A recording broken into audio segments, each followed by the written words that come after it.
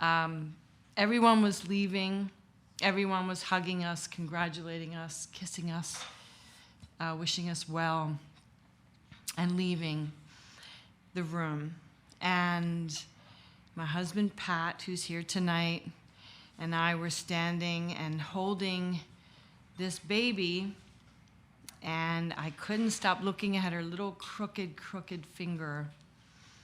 And her head was bandaged up, her eyes looked like black marbles, her ears were folded in half because her head swelled past.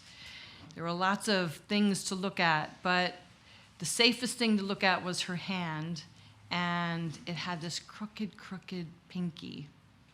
And I wondered, and all around us were these foreign sounds of beep, beep, beep, and whoosh, whoosh, of all these machines in this pediatric trauma unit at Johns Hopkins.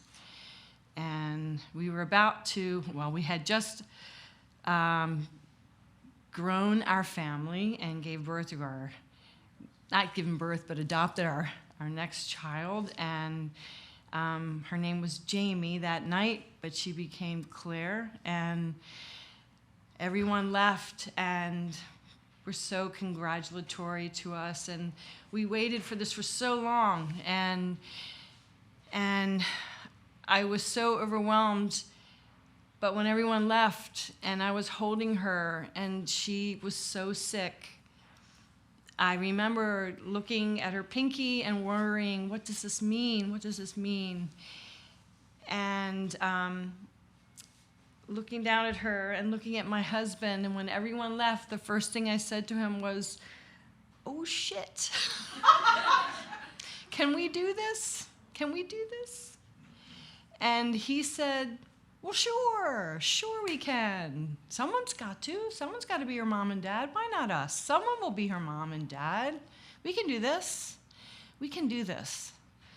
And it was exactly what I needed to hear, and it was the best thing we ever did in our lives. And she became our Claire Jamie McGann, and she had many challenges, and we had many, what was the theme?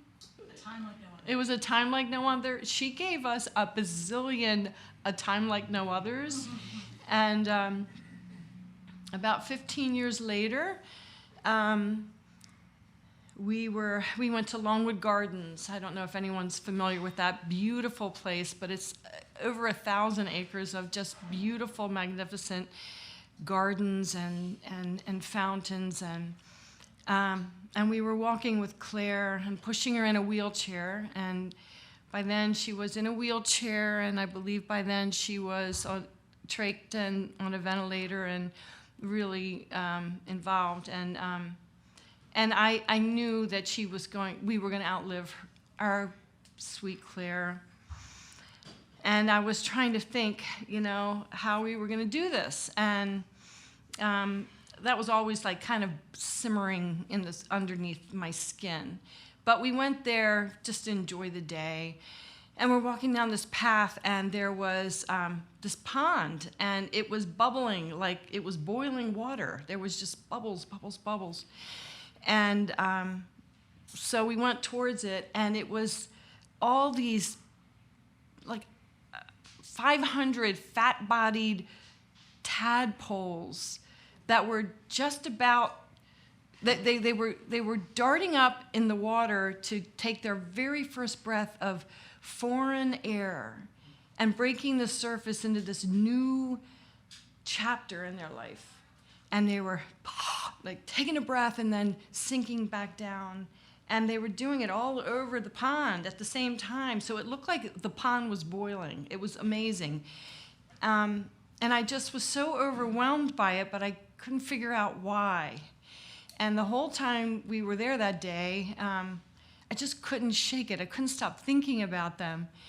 And I started thinking about how they were so joyful. They were just so joyful and not afraid. And I just thought about how, all they ever knew was below the surface.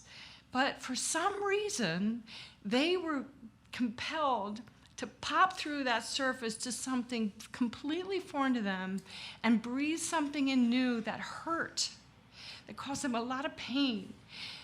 But they did it joyfully, and they did it together, and that just like I don't know, it just comforted me and kind of compelled me to think that, when this time comes and Claire isn't with us anymore, and it's a time like no other, I'm going to do it joyfully, and I'm going to be like the darting little tadpole.